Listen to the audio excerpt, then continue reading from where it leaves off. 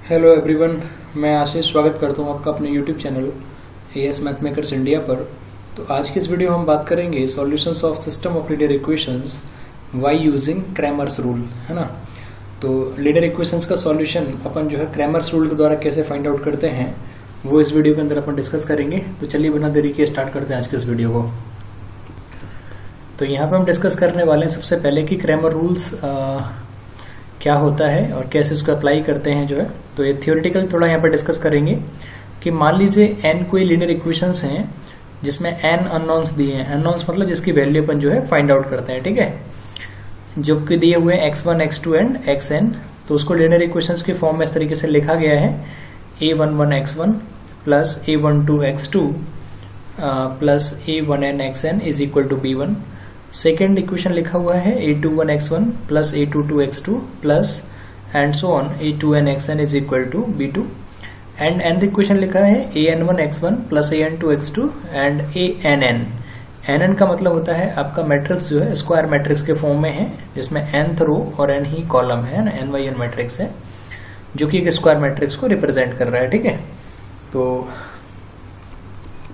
यहाँ पे जो अननोन्स है ना x1, x2, x3 and xn, इनका एक कोएफिशिएंट मैट्रिक्स आप देख सकते हैं जो कि बनेगा a11, a12, a1n, a21, a22, a2n, an1, an2 and ann।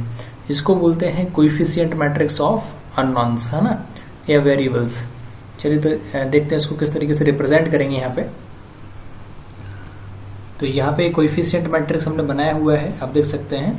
इन सबको लेके जो है लीनियर इक्वेशंस को लेके एक अननोन्स का कोएफिशिएंट मैट्रिक्स यहाँ पे तैयार किया हुआ है जो कि डेल्टा से रिप्रेजेंट किया हुआ है। यहाँ पे a11, यहाँ पे फर्स्ट रो दिया हुआ है a11, a12 and a1n। Second row है a21, a22, a2n and nth रो दिया हुआ है an1, an2 एंड ann, है ना। अब इसका जो डिटरमिनेंट आप निकाल रहे हैं वो आपका आना चाहिए नॉन जीरो। किस केस में? यूनिक सॉल्यूशन के केस में, ठीक है। यूनिक सॉल्यूशन के केस में, है ना। कंसिस्टेंट इक्वेशन के फॉर्म में जो है आपको जो है यूनिक सॉल्यूशन यहाँ पे मिलेगा।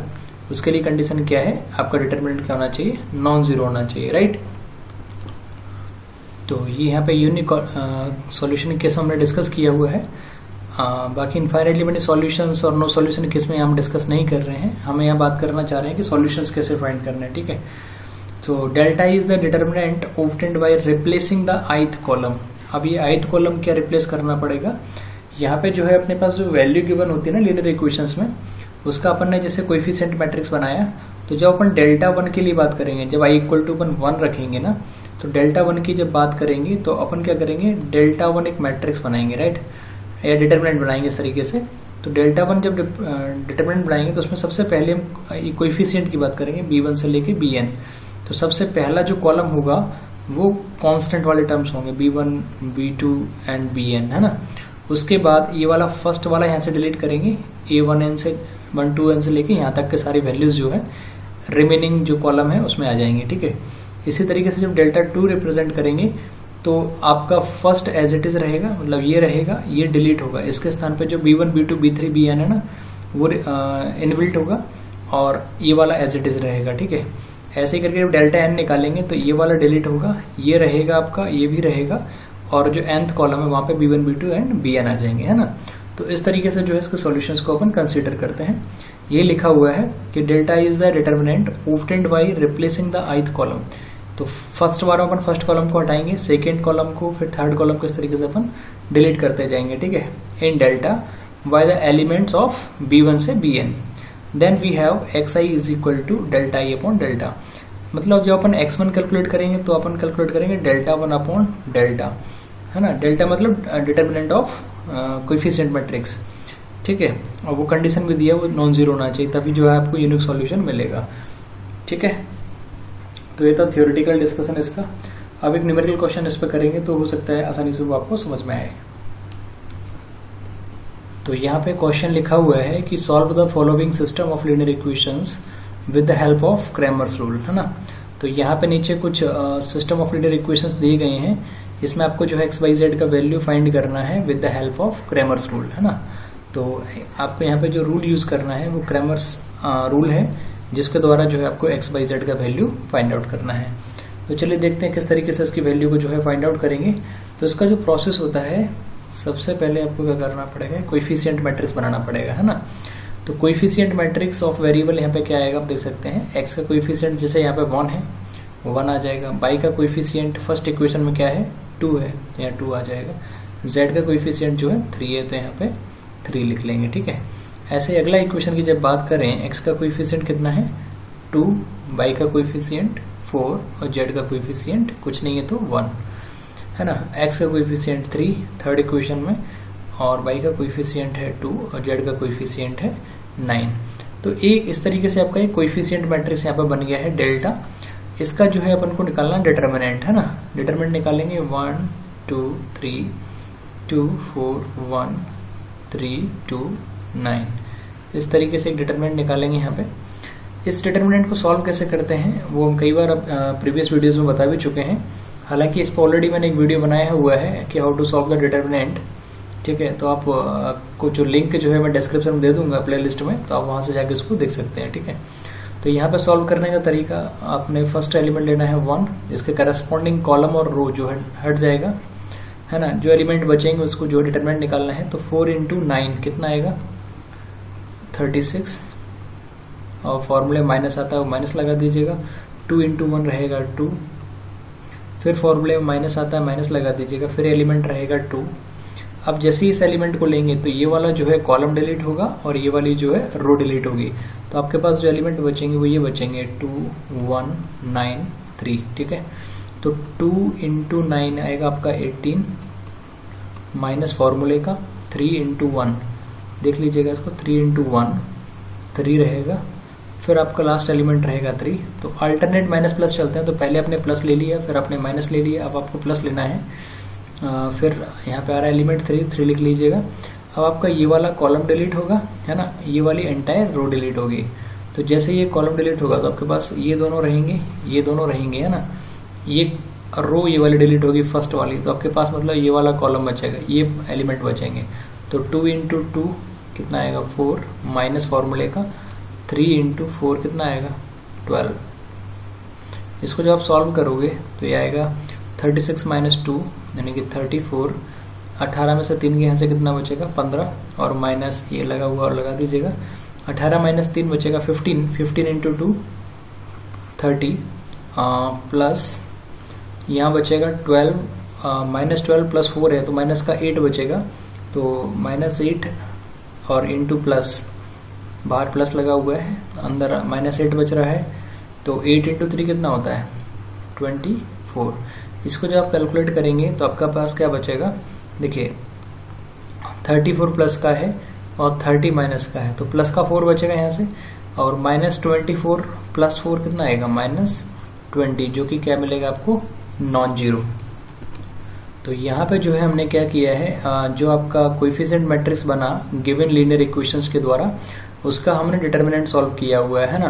तो डिटरमिनेंट सॉल्व करना इजीली आपको समझ में आ गया होगा किस तरीके से सॉल्व करते हैं। अगर आपने डिटरमिनेंट सॉल्व करना नहीं सीखा है तो इसमें मैंने कंप्लीट एक वीडियो डाला हुआ है हाउ टू सॉल्व डिटरमिनेंट, है ना। तो आप उस वीडियो को जाकर देख सकते हैं, उसका लिंक जो है डिस्क्रिप्शन में पूरा कंप्लीट प्लेलिस्ट दिया है, आप वहां से जाके वीडियो देख सकते हैं, ठीक है। तो इस तरीके से जो है मैंने डिटरमिनेंट यहाँ पे फाइंड आउट कर चुका हूँ, जो कि आ रहा है -20, है ना। अब अपन इसके करस्पॉन्डिंग अलग अलग निकालेंगे, Δ1 Δ2 Δ3, क्योंकि हमारे पास 3 वैल्यू निकालनी है x, y और z, ठीक है। अब यहाँ पे चूंकि डिटरमिनेंट नॉन जीरो आ रहा है, इसका मतलब अपना सॉल्यूशन जो होगा वो यूनिक होगा। इस केस में जो अपन को यूनिक सॉल्यूशन मिलेगा, तो सॉल्यूशन क्या होगा इसको आगे अपन कंटिन्यू देखते हैं, ठीक है। अब इसके आगे कैसे प्रोसीड करना है, डिटरमिनेंट तो आपने फाइंड कर लिया, अब मेथोडोलॉजी देख लीजिएगा आप, मैं एक बार आपको बता देता हूँ। जो है मेथोडोलॉजी में था आपको जो है Δi फाइंड करने, अब है ना। Δi मतलब i जो था 1 से n तक था, पर यहाँ पे 3 ही वेरिएबल x, y, z, तो आपको Δ1 Δ2 और Δ3 फाइंड करना है, ठीक है।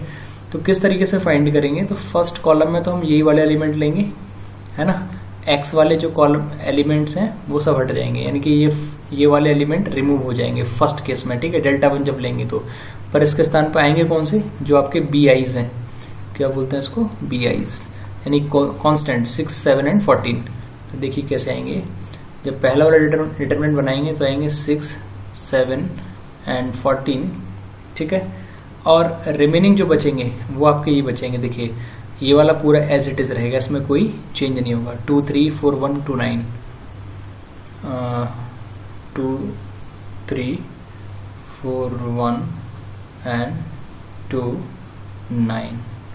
तो हमने सिर्फ फर्स्ट कॉलम यहाँ पे जो है चेंज किया हुआ है, जो कि कांस्टेंट वैल्यूज है ना, जो इक्वल टू में लीनियर इक्वेशंस के इक्वल टू में जो लिखी हुई है वो हमने यहाँ पे जो है पुटअप की हैं, और एक्स के जो कोएफिशिएंट्स हैं वो यहाँ से हमने रिमूव किए हैं फर्स्ट कॉलम में। ये आपको ध्यान रखना पड़ेगा थोड़ा सा, ठीक है।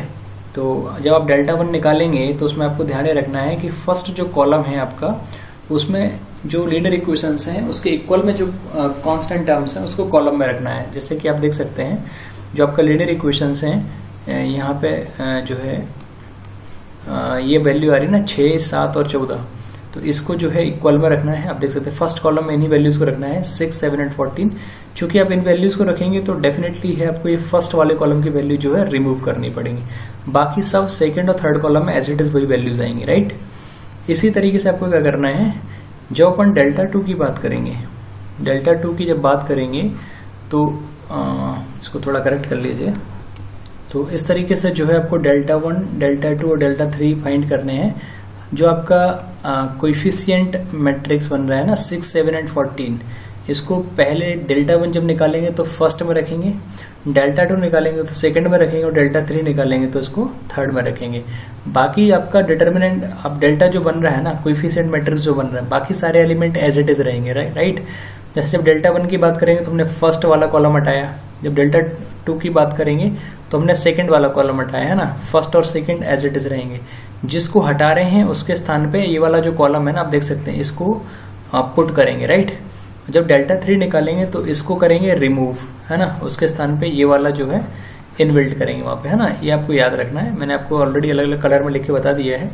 ये जैसे फर्स्ट डेल्टा 1 निकाला है तो हमने जो है BI's की वैल्यूज थी, जैसे BI's मतलब जो लीनियर इक्वेशंस है उसमें कांस्टेंट में जो वैल्यू लिखी है ना 6, 7 एंड 14, जब डेल्टा 1 निकाला तो उसको फर्स्ट पर रखा, डेल्टा 2 निकाला तो सेकंड पर रखा, और डेल्टा 3 निकाला तो थर्ड पर रखा। पर आपका जो डिटरमिनेंट था, एक्चुअली जो डिटरमिनेंट था आपका वो क्या था, 1, 2, 3, 2, 4, 2 एंड 3, 1, 9। ये जो डिटरमिनेंट था आपको ध्यान रखना, पहली बार में आपने ये डिलीट किया था, उसके स्थान पे जो है 6, 7 एंड 14 रखे थे, है ना।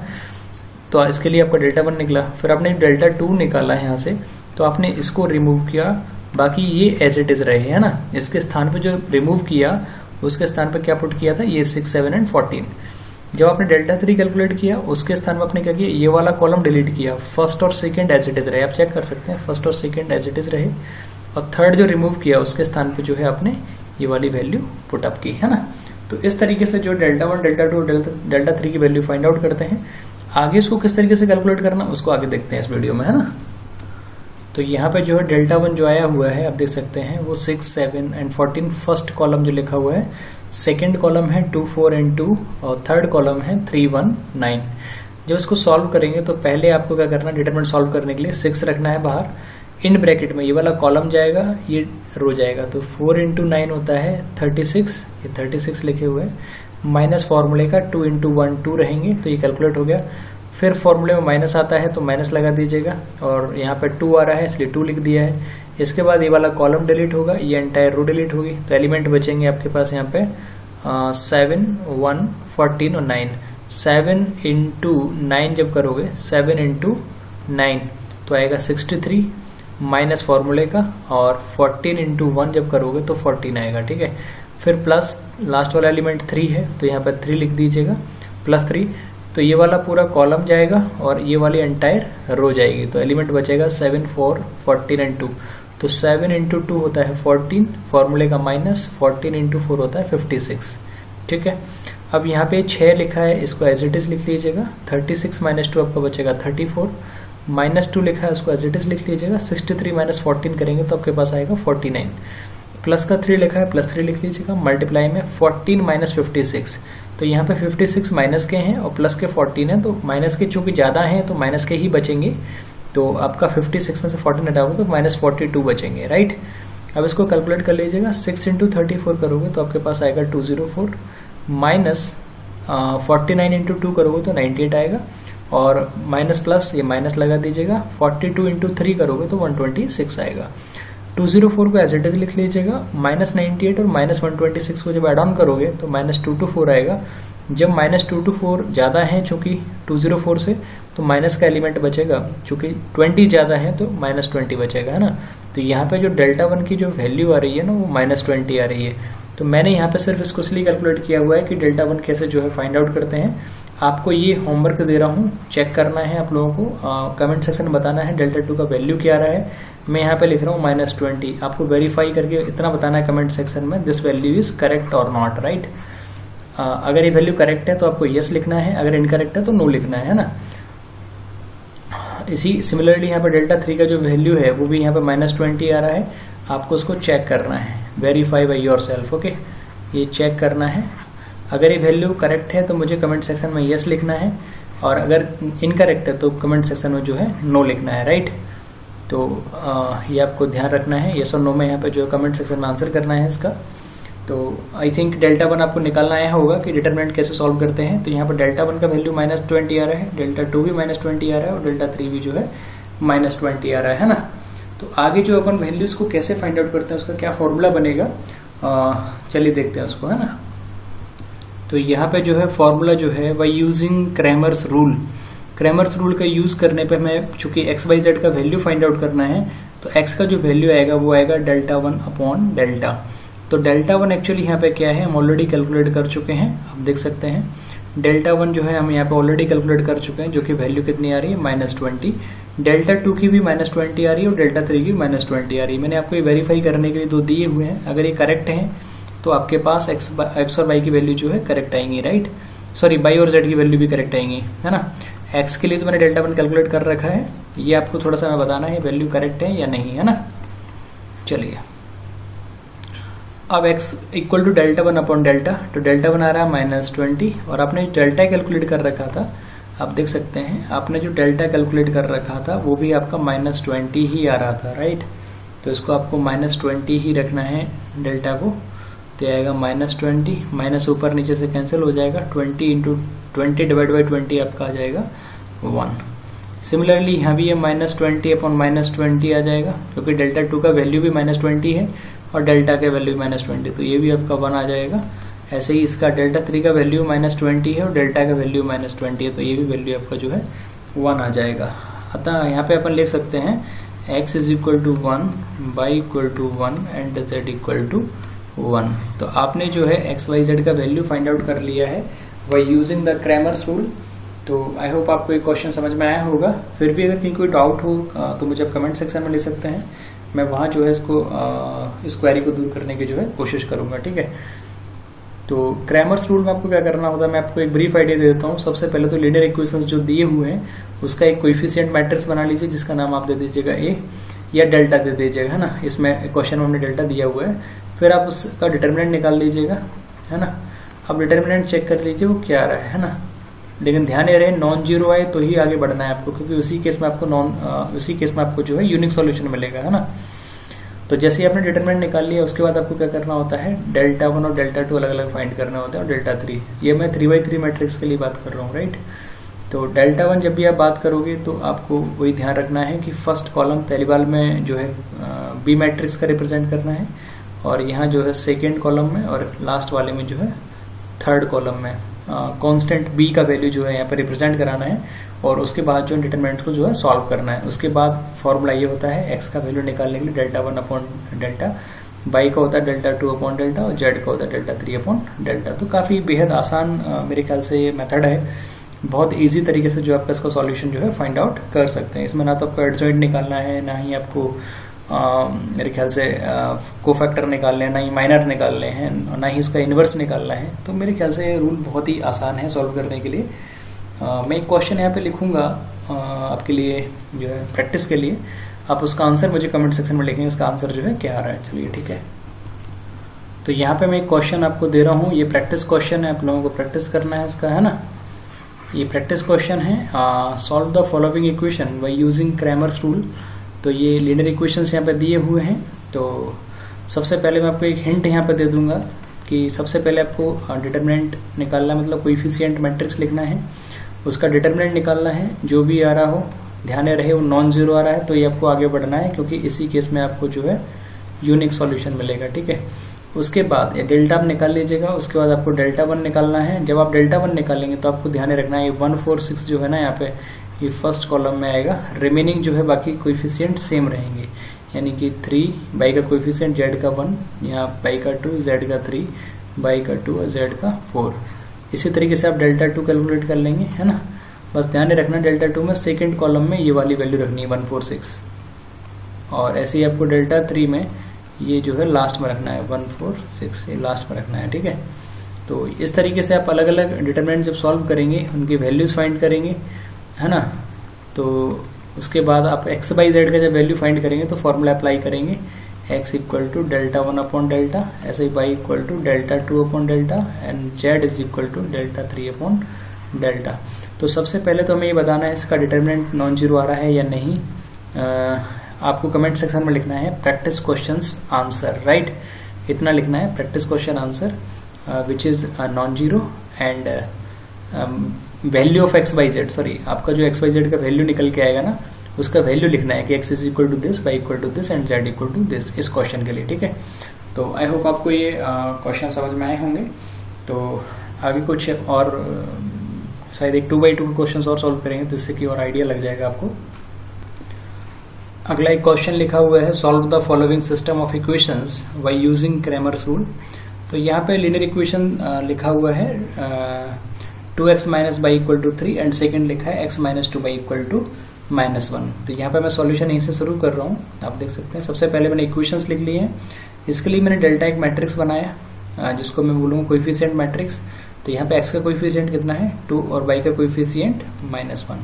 यहाँ पे x का कोएफिशिएंट कुछ नहीं है तो 1 और y का कोएफिशिएंट जो है वो -2, राइट। इसका जो मैं डिटरमिनेंट निकालूंगा वो आएगा 2 -1 1 -2। डिटरमिनेंट सॉल्व करूंगा तो 2 का मल्टीप्लाई करूंगा मैं -2 से, तो क्या आएगा -4।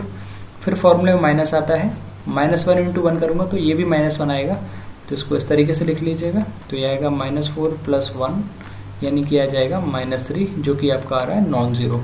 तो यहाँ पे सबसे इंपॉर्टेंट चीज डेल्टा नॉन जीरो आ रहा है, इसका मतलब आपको यूनिक सॉल्यूशन मिलेगा, है ना, यानी कि इसका यूनिक सॉल्यूशन एग्जिस्ट करेगा। ठीक है, अब यूनिक सॉल्यूशन जब एग्जिस्ट करेगा तो सबसे पहले हम क्या फाइंड आउट करेंगे, डेल्टा 1, है ना, क्योंकि मैंने आपको बता रखा है कि x इक्वल टू फॉर्मूला होता है डेल्टा 1 अपॉन डेल्टा।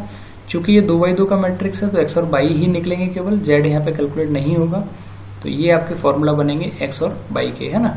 तो x के लिए आपको क्या कैलकुलेट करना पड़ेगा, डेल्टा 1। तो डेल्टा 1 एक्चुअली क्या कैलकुलेट करना बताया मैंने, फर्स्ट वैल्यू आपको ये लेना है जो कि यहाँ पे लिखा हुआ है। फर्स्ट वैल्यू आपके पास क्या है, ये 3 एंड -1, करेक्ट है। ये वाला जो वैल्यू है ना जिसको बोलते हैं बीआईज मैट्रिक्स, है ना, ये थोड़ा ध्यान रखिएगा इसको, जो कि यहाँ पे लिखा हुआ है 3 -1। तो पहले पे तो आएगा 3 -1, बाकी ये सेम रहेगा, है ना। पहले वाले में इसको डिलीट करना है, मैंने बता दिया था आपको, यानी फर्स्ट वाले कॉलम को डिलीट करना है। तो सेकंड वाला एज इट इज रहेगा -1 एंड -2, -1 एंड -2।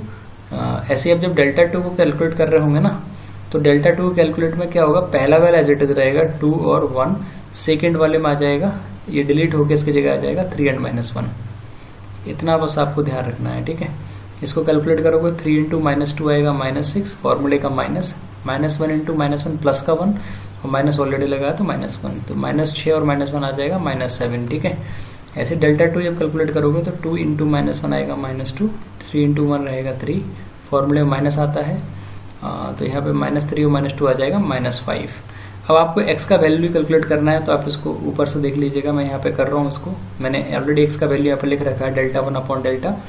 तो डेल्टा 1 जो मैंने कैलकुलेट कर रखा है वो वैल्यू आ रही है -7, तो आ जाएगा यहाँ पे -7 अपॉन डेल्टा की जो वैल्यू आ रही है वो आ रही है -3, तो यह आ जाएगा -3। अगर माइनस माइनस ऊपर नीचे हटा देंगे तो आ जाएगा x का वैल्यू 7/3। इसलिए y का वैल्यू इस प्रकार यहाँ पे क्या है, डेल्टा 2 अपॉन डेल्टा। डेल्टा 2 का जो वैल्यू है वो अपन कैलकुलेट कर चुके हैं -5, और डेल्टा का जो वैल्यू आया है वो है -3, ठीक है। तो इसको माइनस ऊपर नीचे से हटा देंगे तो आपका आ जाएगा 5/3। तो इस प्रकार इस क्वेश्चन में जो x का वैल्यू आया है वो 7/3 आया है, एंड y का जो वैल्यू आया है वो 5/3 आया हुआ है। आप इन वैल्यूज को जो है ऊपर इक्वेशंस में पुट करके भी चेक कर सकते हैं। x और y के स्थान पे ये वाली वैल्यूज रख के पुट कर सकते हैं, तो इन इक्वेशंस को जो है वो सेटिस्फाई करेंगी, है ना। तो आई होप आपको ये वीडियो पसंद आया होगा। तो आगे एक एग्जाम्पल मैं और लिखूंगा इसी बेसिस पे, ताकि आप जो है इस क्वेश्चन को अप्लाई कर पाओ। तो मैंने यहाँ पे 3x3 मैट्रिक्स के द्वारा भी आपको क्रैमर रूल से जो है सॉल्यूशन निकालना बताया, और 2x2 मैट्रिक्स के द्वारा भी क्रैमर्स रूल के द्वारा आपको सॉल्यूशन निकालना बताया, ठीक है। तो आई होप आपको ये क्लियर हो गया होगा क्रैमर्स रूल के द्वारा कैसे सॉल्यूशंस को जो है फाइंड आउट किया जाता है। मैं एक 2x2 का क्वेश्चन आपसे आस्क करूंगा, जिसका आंसर जो है आप मुझे कमेंट सेक्शन में करेंगे, ऐसा हम आपसे उम्मीद करते हैं। चलिए आगे क्वेश्चन मैं यहाँ पे लिखने वाला हूँ। तो यहाँ पे क्वेश्चन लिखा हुआ है कि find the value of x and y, x और y का वैल्यू आपको फाइंड करना है क्रैमर्स रूल के यूज करके, ठीक है। इक्वेशंस लिखे हैं x + 3y = 4, दूसरा लिखा हुआ है 2x + y = 6। कमेंट सेक्शन में आपको आंसर कैसे लिखना है, सबसे तो पहले आपको डेल्टा निकालना है, डिटर्मिनेंट ऑफ कोएफिशिएंट मैट्रिक्स, वो जो है नॉन जीरो आ रहा है या नहीं। तो आपको बताना है उसमें कि यूनिक सॉल्यूशन जो है एग्जिस्ट करेगा या नहीं करेगा, है ना। अगर डिटर्मिनेंट नॉन जीरो आ रहा होगा तो एग्जिस्ट करेगा, और अगर एग्जिस्ट करेगा तो x का वैल्यू क्या आ रहा है और y का वैल्यू क्या आ रहा है, ये मुझे आपको कमेंट सेक्शन में जो है बताना है, ठीक है। अगर आप पहले वाले क्वेश्चन का आंसर करेंगे तो वहां पे आपको लिखना पड़ेगा 3x3 मैट्रिक्स के लिए सॉल्यूशन क्या है, और फिर लिखना पड़ेगा 2x2, इस क्वेश्चन के लिए लिखना पड़ेगा 2x2 मैट्रिक्स के लिए सॉल्यूशन जो है क्या है ना। तो आई होप आपको ये वीडियो क्रैमर रूल पे जो हुआ है आपको समझ में आया होगा, ऐसी उम्मीद करते हैं।